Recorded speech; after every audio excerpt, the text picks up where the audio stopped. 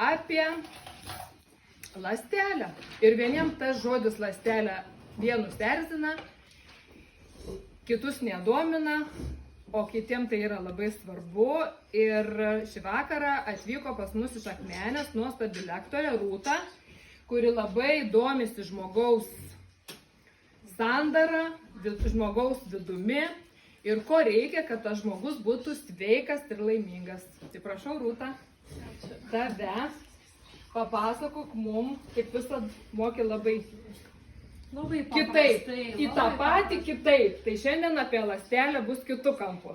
Tai gero klausimo. Ačiū Dievui. Čia toks ištikimiausia būrys, ar ne, tokie veidai vis matyti. Tai labas vakaras, esu Rūta. Taip netikėtai man čia gavosi apie ląstelę tas pasakojimas, tokia biški mini istorija buvo, kad žodžiu buvau paprašyta vieną temą kalbėti, bet sakau ne, kažkaip ta tema nebelabai, jau biški atsibodus. Nu ir sako gerai, paliekam tą visą reikalą renginį per naktį ir žodžiu rytą nuspręsim. Ir taip gavosi maždaug paryčiui, žinot, kaip būna, kai duodi vaikam grūšę čia per pakaušį. Nu tai va, aš su tokiu jausmu pabudau, kad reikia pakalbėti man apie ląstelę. Taip kaip aš ją matau, taip kaip aš ją suprantu ir iš tikrųjų kažkaip pagalvojau, mes visi gydom tas ligas, vis ligas, bet apie ląstelę mes nesam taip padoriai niekad ir kalbėję. Ir man yra tekę tokį pokalbį turėti su viena mano konsultantė, labai šustra tokia moteris ir jinai, žodžiu, šiai pasakoja apie ląstelę, o jinai man sako, tai pipt, kur ta ląstelė yra, pipt visam organizme. Ta prasme, aš taip supratau, kad apie ląstelę žmonėm iš tikrųjų gan sudėtinga suvokti, nes mes žinom kepenis, inkstai, širdis, plaučiai, o tai kas ta ląstelė?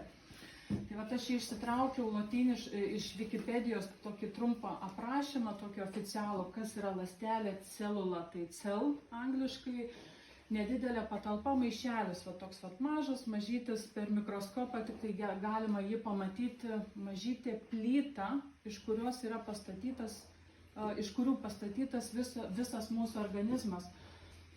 Ir labai noriu atkreipti dėmesį į šitą antrą sakinį, tai gyvų organizmų struktūrinis vienetas, gebantis daugintis, savarankiškai egzistuoti ir vystytis.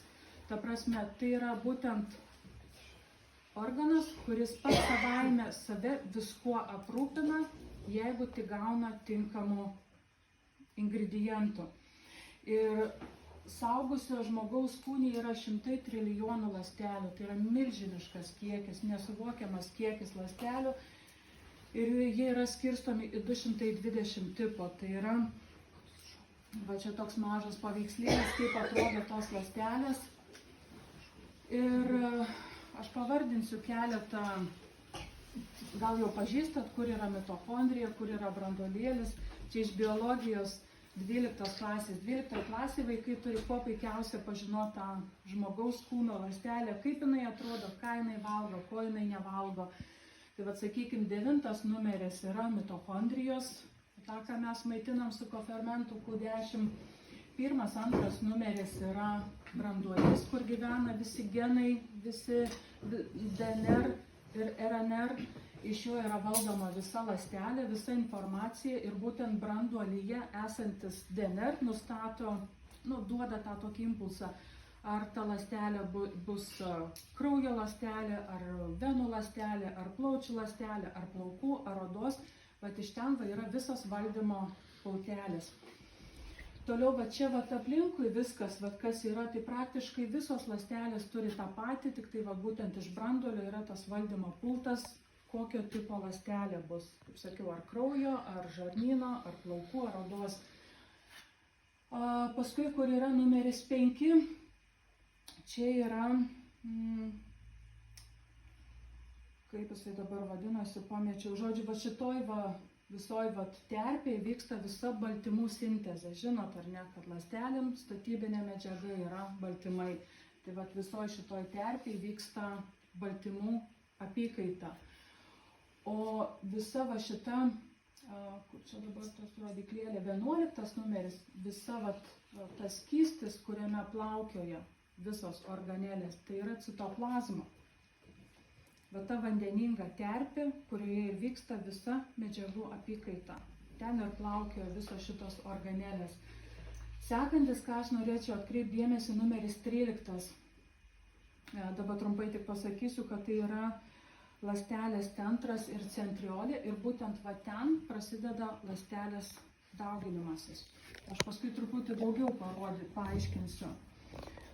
Va, čia yra ląstelės membrana, riebalinė ląstelės sienelė. Ir nuo sienelės priklauso būtent pro sienelę. Čia nori matyti gal? Viskas gerai. Būtent pro tą sienelę praeina visos maistinės medžiagos arba išeina visi toksinai. Ir pažiūrėkit, kiek ten gyvybės, kiek ten gyvenimo verda. Proteinai matosi, angliavandeniai, visi riebalai, žodžiu, šitoj terpėje. Tarp kitko, visų šitų organelių, tie atskiri mitochondrijos, šita, kaip jinai dabar, centriolė, visa jų sienelės irgi yra riebalinės. Tai ne tik, kad pačios ląstelės, bet visų šitų organelių ląstelės irgi yra riebalinės ir nuo jų membranos irgi priklauso, ar į pačią organelę patenka maistinės medžiagos ir išeina lauk toksinai. Keliaukim toliau. Va čia susiradau tokį smagų paveikslėlį, va čia ir yra ląstelės dauginimasis per ląstelės vidurį, būtent po tos dvi centriolės. Ir kai yra ląstelė, jos pradeda gamintis, daugintis į vieną arba daugiau kitų ląstelių, tų statybinių medžiagų.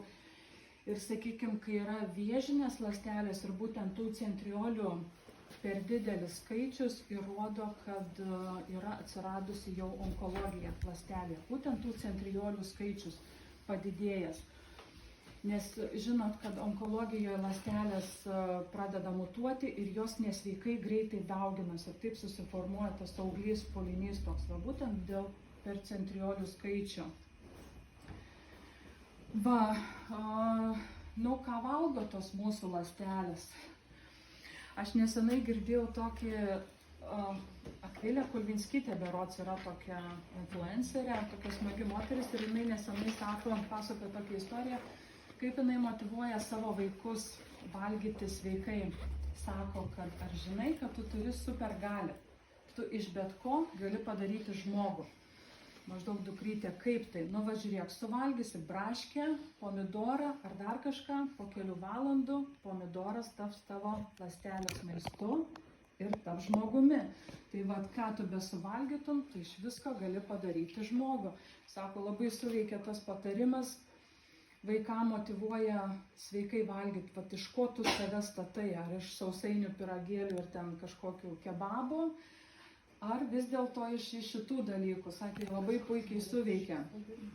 Tai vat ląstelių mityba, dabar vat viskas, kas bus skaidrėse, tai bus visiškai besąlygiškai mano pačios žodžiais, taip kad aš pati suprasčiau, ką aš užsirašiau.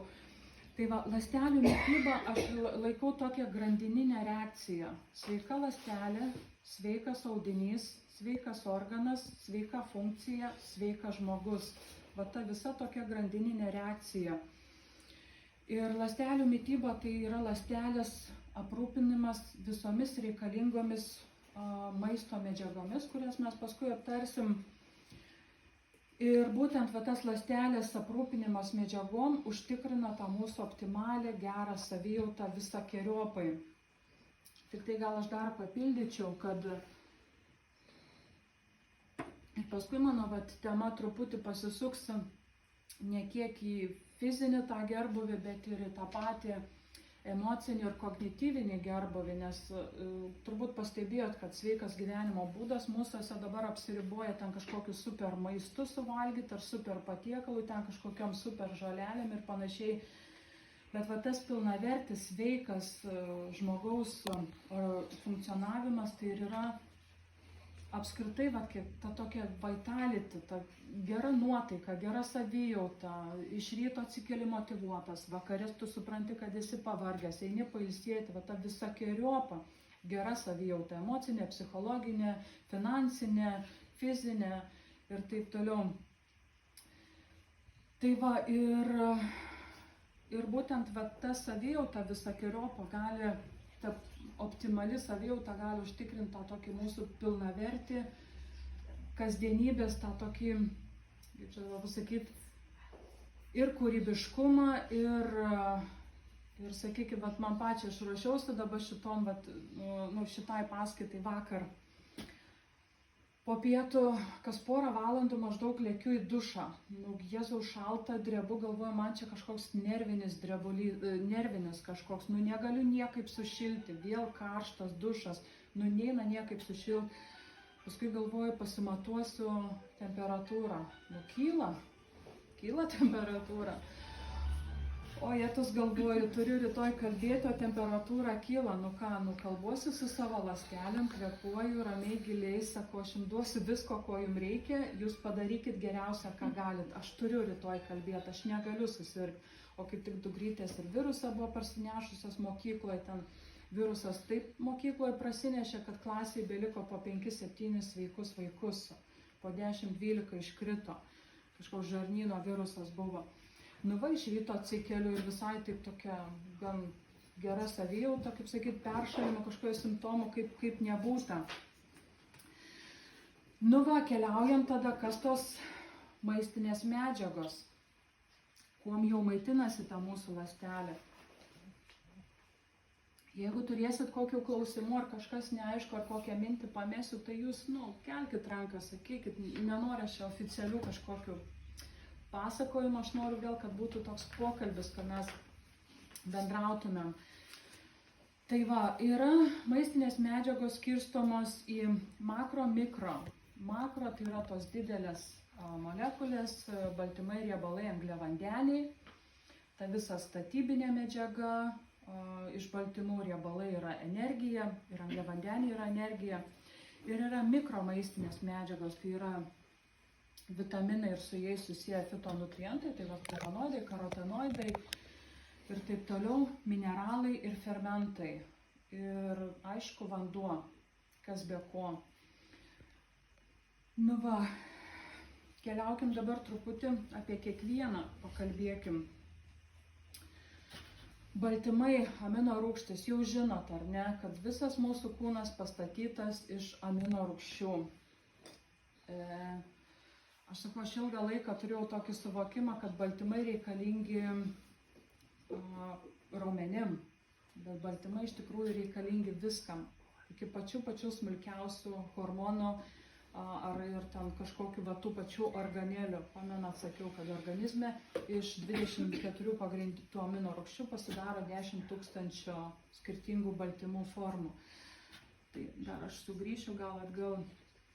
Sakykime, amino rūgštys irgi reikalingos pačių tų organelių gaminimuisi, kur yra šita centriolė, numeris 13, ląstelė, kai skiriasi, jinai ir ima baltinius, kad galėtų pasistatyti viską, ką reikia. Čia, kaip sakiau, daugintis, egzistuoti ir vystytis. Pati savaime jis save pastato.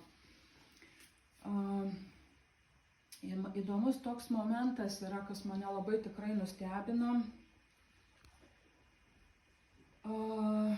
Teko girdėti, kad jeigu žmogus nori numesti svorio, jis turi vartoti baltymus.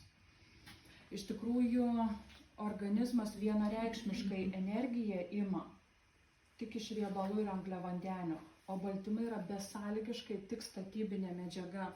Bet jeigu mūsų kūnuose sutrinka arba mes gaunam nepakankamai gerųjų riebalų, kūnas pradeda imti energiją iš baltymų.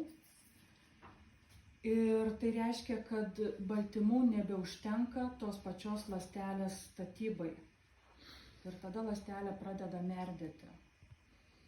Tai man tas momentas labai pačią nustebino. Ant kiek yra svarbu gauti tinkamą kiekį baltymų. Tai čia ta paskutinė pastraipa ir yra, kad jeigu pakankamai riebalų, kad jeigu pakankamai riebalų ir angliavandenių, tuomet baltymai yra naudojami organizmo funkcijoms. Va, tai mane tikrai labai taip kažkaip nustebino. Toliau riebalai, kaip suteikia energijos,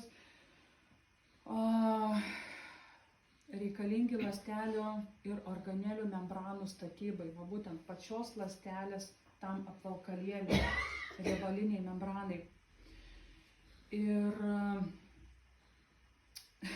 radau atsakymą, kodėl trenenas yra ląstelės valiklis, nes ląstelės sienelėje yra gaminasi iš riebalo tokios signalinės molekulės, va būtent eikozinoidai. Ir šitų eikozinoidų statybinė medžiaga yra būtent omega-6 augalinės kilmės, kas ir yra trenenas.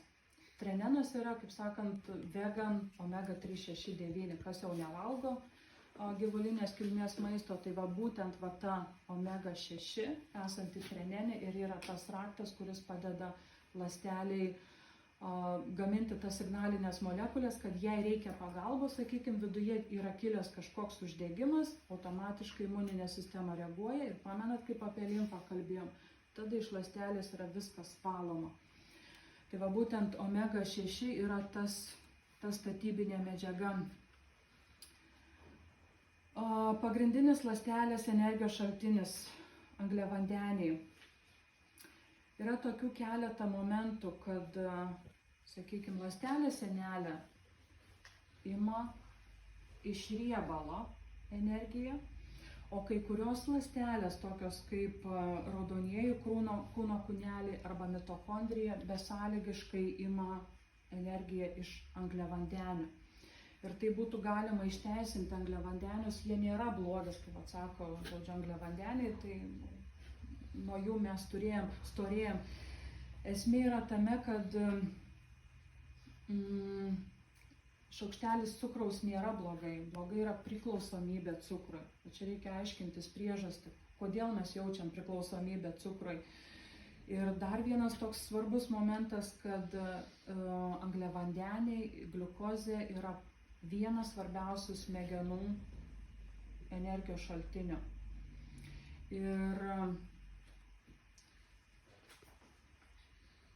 Ir sakykime, vyresnio amžiaus žmonėm, kai jau su gliukoze šiek tiek yra sudėtingesnė reikalai, jūs galite pastebėti tą tokią apatiją, nieko nenoriu, niekas, arba apskritai žmogui niekas nepatinka, nieko nebesuprantu ir taip toliau, o duok kokį saldainuką, šokoladuką, atrodo, akis atsimerkia.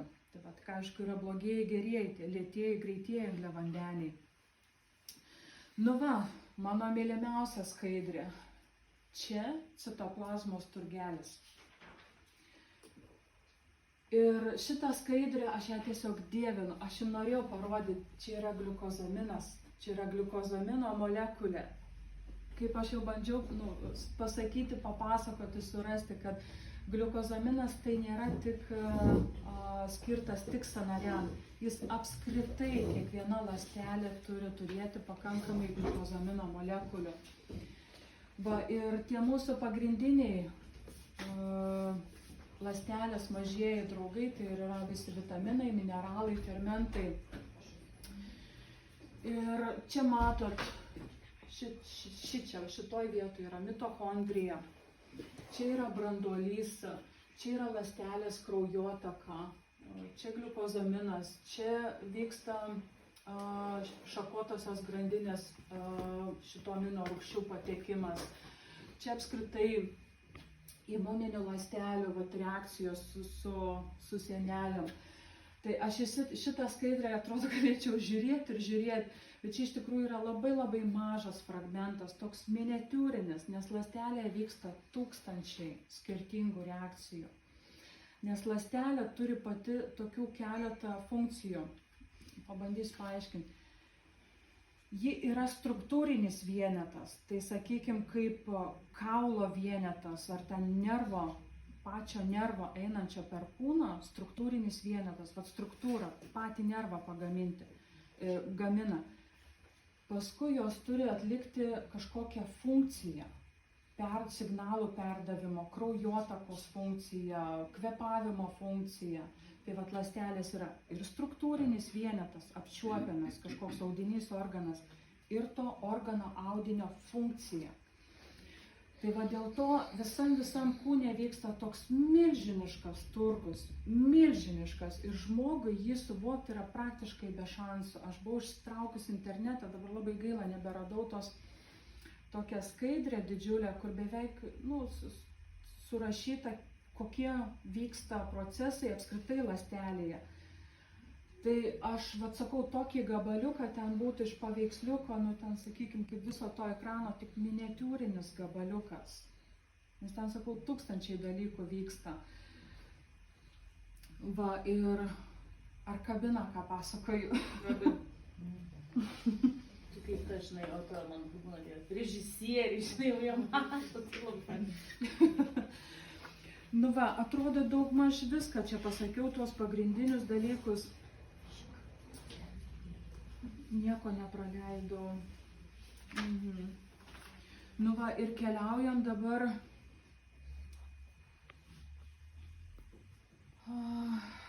prie to tokio vieno labai svarbaus proceso, kuris vyksta ląstelėje, tai yra ląstelės kvėpavimas. Ir vat labai priklausomai nuo to turgelio, kiek ten tos visos organelės, organai, ląstelės, skysčiai, kiek jie yra aprūpinti maistu, tai vat nuo to priklauso, ar mūsų ląstelė bus, čia gal biškį prašiau, matosi kaip supuvusi, kaip tas obuoliukas, bet čia matosi sveika ląstelė, čia vyksta oksidacijos ląstelės kvėpavimas ir čia yra jau pažeista ląstelė, va tokia suvytus. Aš kažkaip nesitikėjau, kad čia taip prastai matysis. Pirmam paveikslėlį biškį ryškiau yra sveika ląstelė, tie rutuliukai yra deguonis ir vat visa nuvytusi ląstelė. Tai vat oksidacijos procesas yra visas mūsų senėjimas, ligos, onkologija ir taip toliau. Tai va tas oksidacinis procesas. Kas tai yra? Nu va obuolį, žinot, kai perpjaunat, jis paruduoja ar ne, apsitraukia tą tokią plėvelę, nes reaguoja, tarsi rūdyja, ar kažkokie metaliniai daiktai rūdyja, ar tai va ir ląstelė. Kiekvienu kartu, kai mes įkvepiam, per ląsteles praeina milijonai deguonies molekulių, milijonai per pačią ląstelę. Va tai kiekvieno mūsų įkvėpimo ir iš tikrųjų deguonis yra pats pagrindinis ir svarbiausia mūsų maisto medžiaga ląstelėm ir gyvybingumui. Nežiūrėkit, gali atsisakyti inkstai, plaučiai ir panašiai, bet reikia, jeigu žmogui jau blogai, jį pajungia ant deguonies aparato ir jis vis tiek gali šiek tiek funkcionuoti. Tai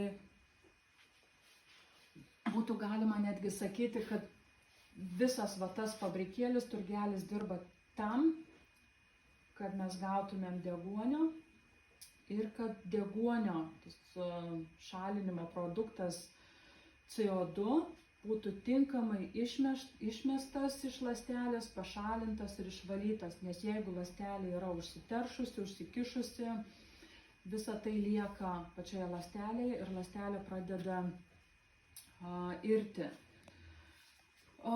Žinot, ar ne, gal teko girdėti, kas yra tas oksidacinis stresas ir panašiai, žinot, juk vienos linkstinčios galvos nematau. Tai va šitoj vietoj, žinokit, aš norėčiau sužabyti biškį pereiti per kinkas, skaitykit Lifestyle žurnalą. Jūs tiek daug visko ten sužinosit, tiek ten viskas yra aprašyta, ką aš papasakoju.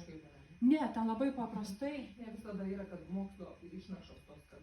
Taip, bet ten viskas yra aprašyta. Aš sakau, keletą dienų dabar perėjau per tos Lifestyle žurnalus ir aš prisipažįstu ir aš pati ten permetė akim, bet jeigu taip atsisėdus iš tikrųjų, paskaičius, kas ten parašyta, labai daug dalykų jūs žinotumėt. Ir kaip Neolife konsultantam reikėtų paskaityti žurnalą. Tai dėl to Kitą kartą, kai paklausia, ar skaito, tai pasakykit bent jau, kad skaitot. Kaip? Nu va, ir... Aha, palauk, pasitikrinsiu, viską daugmaž pasakiau. Ir aš šį vakarą norėčiau išskirti keletą tokių vitaminų, nesakau apie kiekvieną vitaminą, jūs ir patys labai daug žinot, kam vitaminas C reikalingas, kam magnis ir tikrai labai daug žinot. Kaip sakiau iš pradžių, kad labai norėčiau savo temą truputį pasukti ne kiek į fiziologinę tą savijautą, bet būtent į tą žmogaus kognityvinę. Nes, sakykime, tie, kurie ateinat va čia, kurie einat į seminarus, domitės, jums negrėsia nei Alzheimeris, nei demencija, nes jūs kažko norit, jums kažkas įdomu, jūs domitės ir taip toliau. Kaip? Tiem, kurie neatėjo. Jiems kaip tai dainai forever young.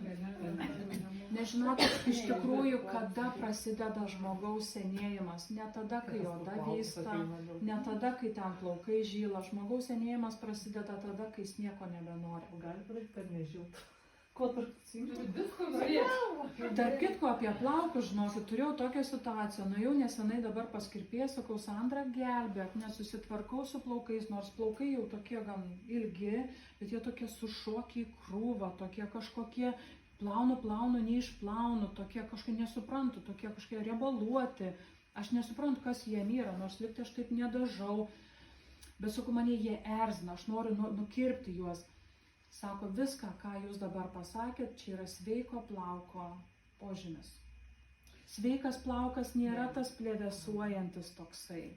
Sveikas plaukas jis yra, jis yra toks šiurkštus, toks pilnas tos drėgmės. Tai va tas šiurkštumas yra iš tikrųjų. Ne, dažyti plaukai čia neįsiskaito.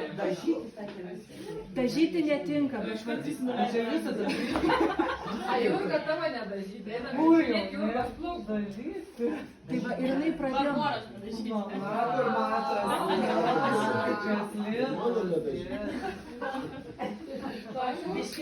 Tai va, tai žodžiai jinai sako, mane tai pagodė, sako, jūsų plaukai yra antiek sveiki, jie tiesiog pilni drėgmės, pilni tos gyvybinės energijos, nes jų ta kutikulė yra užsidariusi, drėgmė yra pačiame plauke, dėl to jie yra tokie apsunkę, nes mano tokie garbanoti plaukai, jie, kai sušoka į gabalą, ten kaip atrodo sruoga, paėmė visas gabalas plaukų pasiema, tai to tokio švelnumo kritimo nėra, sveikuose plaukuose jo nėra, ta prasme, jis yra toks sunkus gabalas, apsunkę plaukai. Tai, sakau, nors tiek gerai, matyt, kūnas jau tiek yra tų maistinių medžiagų prisiryjęs, kad net plaukam užtenka. Tai pagelbėjo man truputį galiukus pakirpo, čia biški paspalvino, kad atspalvio būtų, tai žodžiu, kad toliau maitinsim. Tai va, grįžtant prie to senėjimo proceso, kad tas pats oksidacinis stresas, jis yra ląstelės kvėpavimas, jis yra visiškai natūralus procesas.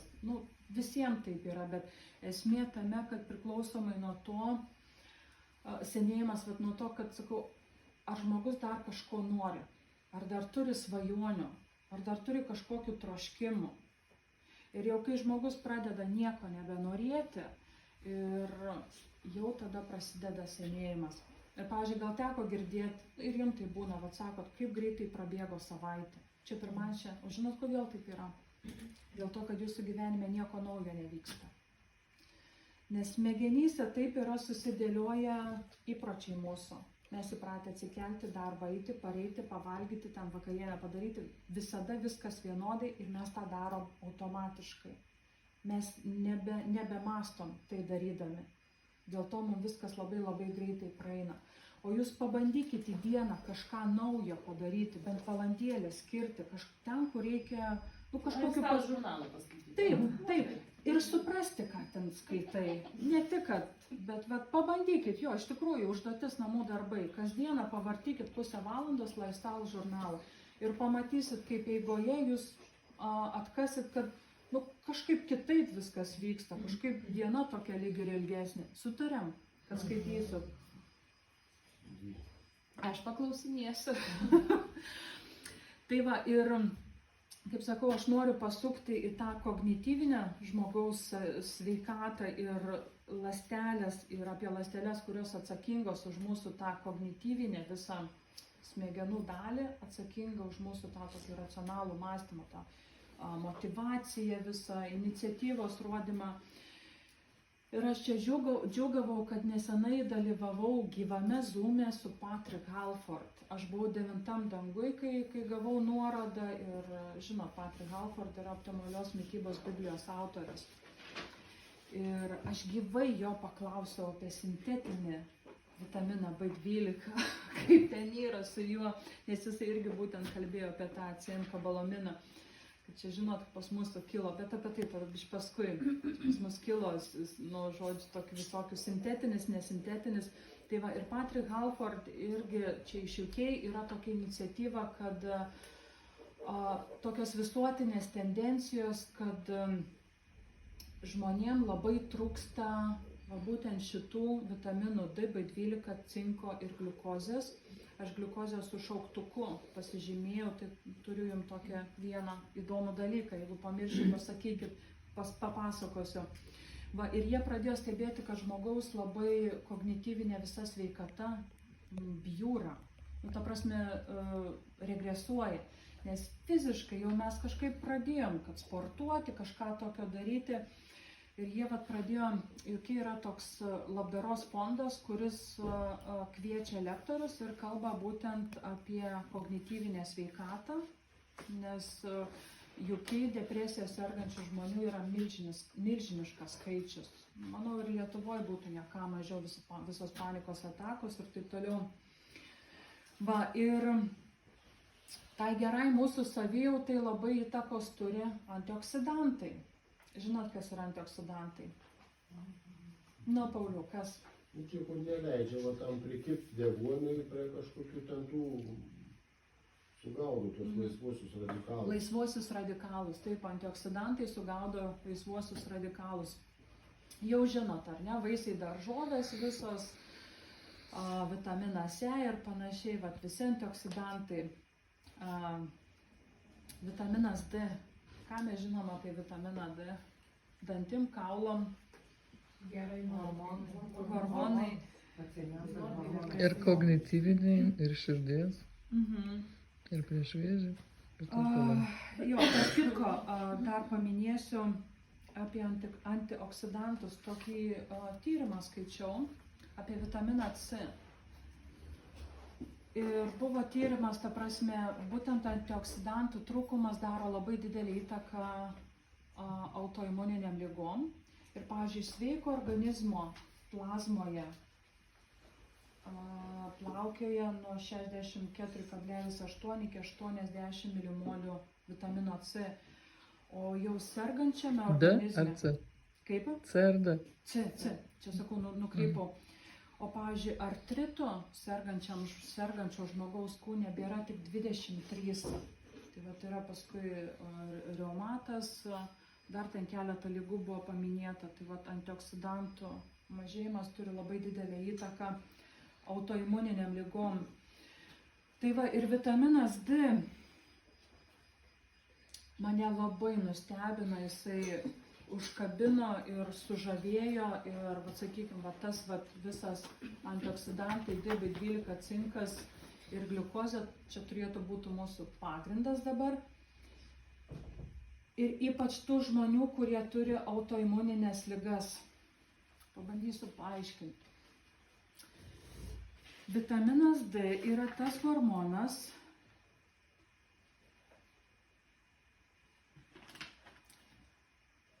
kuris lemia ląstelės diferenciaciją. Toks sunkus žodis, bet tai reiškia, tas hormonas padeda ląsteliai nuspręsti, kokia ląstelė ji turi būti.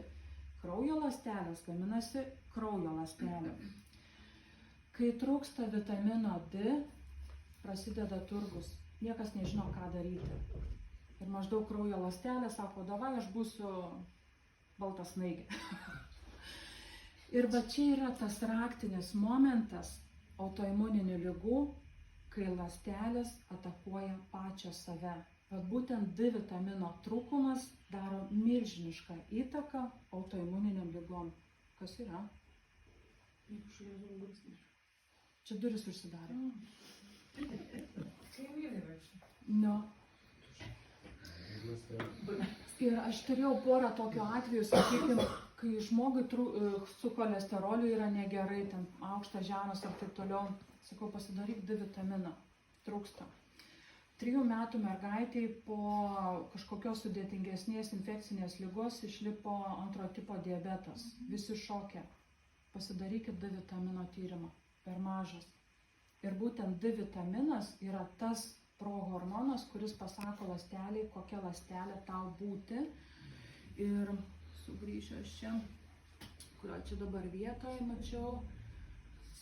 Nerandu taip greitai. Vitaminas D aktyvuoja kalcį esantį ląstelėje, kuris duoda impulsą ląsteliai judėti, nes ląstelės juda. Ir kai nėra vitamino D, nėra kalcio, ląstelės nejuda, jos tiesiog bujoja, kaupiasi, auga pulinys. Oi, kaip aš šito nuėjau, paslaptis visas išdaviau. Va, ir vitaminas D aktyvuoja visas imuninės ląsteles. Tai vat vakar, kai man sukilo temperatūra, aš kokį 10 vitamino D, 6 cinko ir nuėjau miegoti. Ir iš ryto atsikėliau kaip rožė raudona, sveika visa ir viskas tvarkoja, mergaitės pačios išėjo į mokyklą ir žodžiu, aš taip gerai išsimiegojau ir sakau, vat, atsigulusi, jokiausi, kalbėjausi su savo ląstelėm, kad aš jums duodu, ko reikia, padarykit geriausia, ką galit. Tai mane tikrai nustebino va, tokiu porą momentų. Tai ką vakar gėrė? Apie 10 D ir 6 cinko, gliukozamino ir kalcio. Ir viskas. Ir nuėjau miegoti. Taip kažkaip man... Praplėsi šį kartą apie gliukozaminą biškį, ne? Norit, kad praplėščiau? Nu, biškį. Nu gerai, gerai. Jeigu prisiminsiu. Tai va, ką aš noriu visų tuo pasakyti, kad ar nepastebėjot, kad apie vitaminus supratimą mes turim tokį kaip, iš tokių kaip reklamų, kaip ir vaistinių, kad vitaminas D dantim. O vat Neolife, ta edukacija, ką ir aš norėčiau dabar padaryti, kad maistinių medžiagų reikia ląstelėm, ne vitaminų dantim, plaukam ir panašiai, bet ląstelė reikia maistinių medžiagų, kurias kuria Neolife kompanija, tam, kad ląstelė bujotų kaip priklauso. Va, ir D vitamino išskirtinumas ir yra tas, kad jisai padeda aktyvuoti imuninės visas ląsteles. Žinot, imunitetas yra nosiaryklėje nuo viruso, kalbėjom jau, ir yra ląstelinis imunitetas. Tai va, kai žmonės sako, ai, man su imunitetu viskas gerai, aš tą nesloguoju, niekad nesakau, tai viskas gerai, kad tu nesloguoji, bet kas vyksta kūno viduj, tu nežinai. Ir kaip viena gydytoja pasakė, onkologija neskauda. Nebent, kai jau yra labai didelis auglys, bet šiaip jinai skausmo nesukelia. Bet vat, kas vyksta viduje, iš kraujo tyrimo praktiškai neįmanoma nustatyti. Tai va, ir tas pats Patrikas Halfordas tikrai labai daug kalba apie vitamino B12. Ir mano tas klausimas buvo apie tą patį cenkobalaminą, kaip čia yra. Ir jie labai gražiai, be jokių tokių, kaip mes čia sutrinkam, kai mūsų paklausė sintetinis, nesintetinis. Žinot, kaip gaminasi B12? Tai yra fermentacijos pasekmė. Karvė valgo žolę, ant žolės yra bakterijos, jos patenka į žarnyną ir gaminasi B12. Tai va, tas ciankobalaminas reiškia, kad B12 yra pagamintas fermentacijos būdu. Tai nėra, kad sintetinis ar nesintetinis. Va, tas žodis parodo tik tai, kad B12 pagamintas būtent fermentacijos būdu. Ką Neolife ir daro, B12 gamina fermentacijos būdu. Ką aš čia dar pasižymėjau apie B12? Gal tu žinai, kodėl būna padidintas B12? Mes šiandien diskutavom ir neradom atsakymą. Kai neveikia kepenys. Ne? Turėjau tą. Tyrimas parodo, ne? Jo, padidintas B12, nes dažniausiai trūksta, žinai, o čia, žinai, padidintas. Jo, nes kad savintųsi B12 reikia tam tikrų fermentų. Ir jis plaukioja, bet jo nesisavina.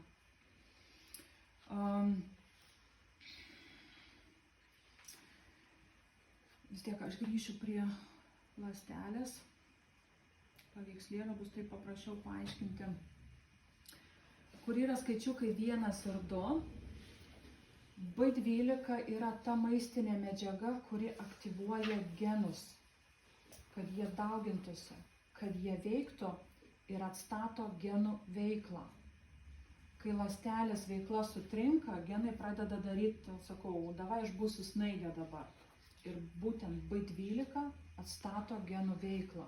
Vėl sustato viską į vietas ir genas ląstelės branduolyje esantis DNR žino, kokia ląstelė jinai vėl toliau turi būti, bet taip ir atsistato ląstelės.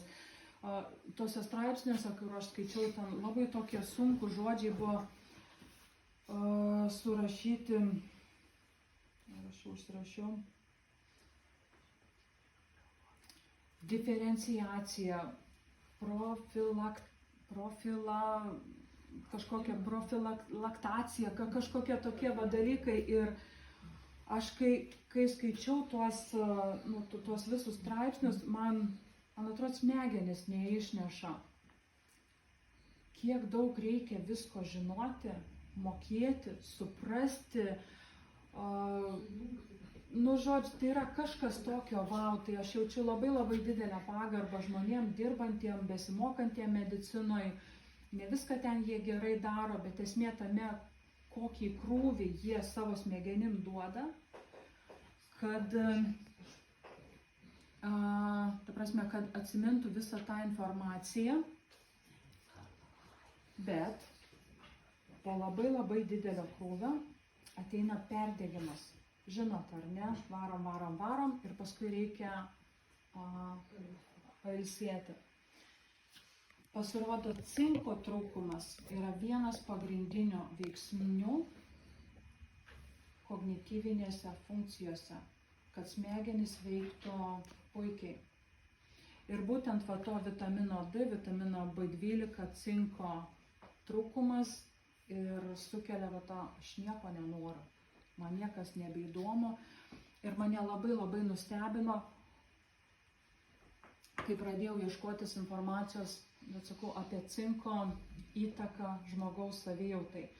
Tai ir toks gaunasi paradoksas, kad mes apie vitaminus žinom, iš reklamų, kur ką reklamuoja.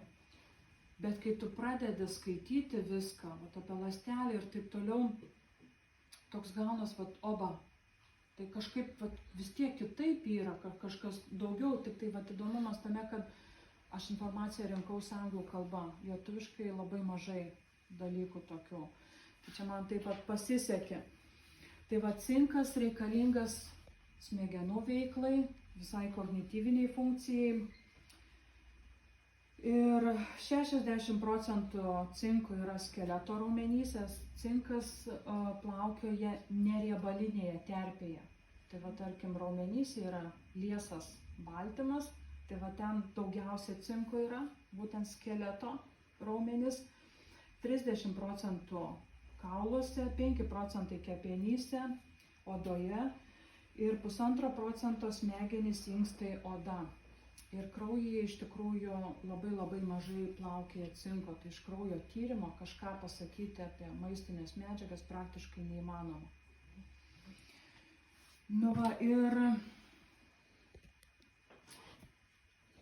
vakar, sakau, kai išgėriau cinko ir vitamino D, tokį įdomų patyrimą turėjau. Pečių juosta yra mano darbiniai raumenys. Man pradėjo labai stipriai pulsuoti skausmas. Ir iš ryto aš atsibudau, atrodo, kad man kažkas nuėmė labai didelę naštą nuo pečių. Ir tada man tas patvirtino, kad cinkas labai reikalingas centrinės nervų sistemos veiklai. Tai gal temperatūra buvo nervinių pagrindų? Gali būti. Gali būti, ne? Gali būti. Kaip stresas sukelia. Taip, gali būti. Tai va ir mane taip nustebino tas laisvumas pečiuose, atrodo, nes mano, sakau, darbinė vieta pečiai ir man jie tokie pasileidę, atsipalaidavę, sakau, tiek energijos daug. Tai va toks ir gavosi, sakau, toks kažkoks įdomus, keistas dalykas apie tai, ką aš kalbu, aš visą tai patyriau fiziškai. Nu va ir gliukozė.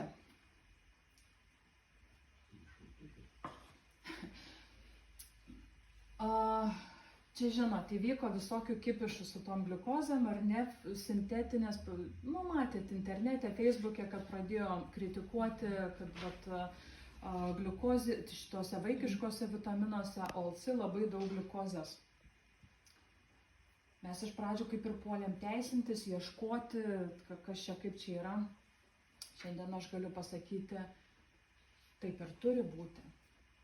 Ir mes, kai skaitom etiketę, mes etiketėje ieškom tik maistinių medžiagų, va tą, ką pažįstam.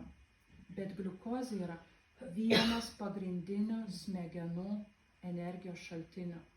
Ir kai jums trūksta energijos, OLC arba vaikiški vitaminai, po 4-6, nes tai yra smegenų maistas. Ir mokslininkai ne šiaip savo jį įdėjo į tas vaikiškas, nes vaikam reikia energijos. Jie masto, jie dirba. Jie gyvenime dar patiria viską vis naują, kiekvieną dieną vis naują, o mes be tos gliukozės pirmanis penktadienis. Aš turiu tokį atvejį, bendrau su tokia moterim, sako, man, žodžiu, uždraudė valgyti vaisius ir daržovės. Sakau, tai iš kur tu gauni cukraus? Sako, aš negaunu, bet sako, aš nebepainu kojami, nebeturiu jėgų. Tai sakau, tu eik nors kaupelis suvalgyk, bet tiek buvo gavus patarimų, kad vaisių daržovių negali ir jinai prarado gliukozės šaltinį. Ir jinai tiesiog nebegalėjo pavaikščioti. Gliukozė taip pat. Aš atsiprašau, gal aš nežinau, bet tiek kažkas sustatė, labai Keto yra skirta epilepsijai gydyti. Labai konkrečiai epilepsijai gydyti. Bet ją pasigavo tik tai kaip svorio metimo būdą. Ne, aš. Jo, tai va lygiai taip pat antinkščio. Žinot, kas yra antinkščiai? Virš inksto esantis organai, kurie gamina streso hormonus. Tai va antinkščiam gliukozė irgi yra pagrindinis maistas, kurio dėka antinkščiai nusiramina ir nustoja gaminti streso hormonų perteklių. Tai ko jiems gliukozės? Gliukozės. Iš vaisių. Gliukozė, fruktozė, visi vaikiški OLC, tai aš šiandien kokį 20 jau OLC sučilpiau, nes jutau, kad man reikia energijos. Kalėdinės dovanos, žinot, ką užsisakyti, ne? Energijos. Kaip?